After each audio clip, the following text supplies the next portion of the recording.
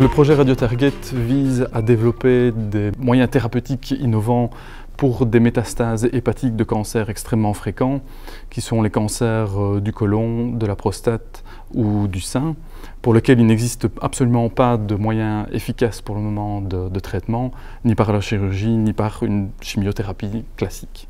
Donc le but du projet est de développer, de mettre au point des anticorps monoclonaux qui seront marqués par une substance radioactive pour avoir l'effet thérapeutique voulu vis-à-vis de ces métastases hépatiques.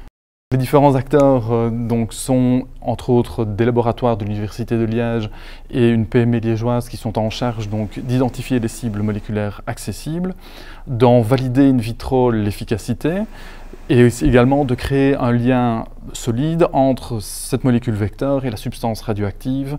L'Irélite intervient en tant que producteur et le développeur de la substance radioactive aux qualités requises et le CMMI intervient pour la validation in vitro chez l'animal de cette solution thérapeutique.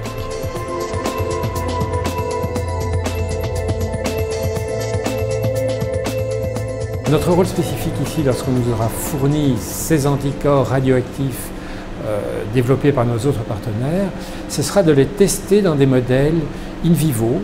Donc on a des modèles animaux dans lesquels on implante des cancers avec des métastases qui se développent dans le foie. Donc on a un modèle extrêmement proche de ce qui se passe dans la situation humaine et on injectera le radioisotope pour faire la démonstration qu'il se concentre de manière abondante dans les sites à traiter et que par contre leur concentration dans les tissus normaux reste suffisamment faible pour qu'il n'y ait pas d'effets secondaires. Donc on va pouvoir démontrer par exemple que l'anticorps sera concentré 1000 fois, 10 000 fois, 1 million de fois plus dans une métastase du foie que dans le cœur, dans le poumon, dans la rate ou dans d'autres organes. Nous allons suivre l'évolution de l'animal, de la pathologie au cours du temps après administration du traitement.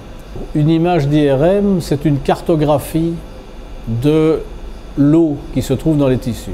Cartographie extrêmement fine parce qu'elle permet effectivement de faire des images avec une résolution qui est inférieure de loin au millimètre.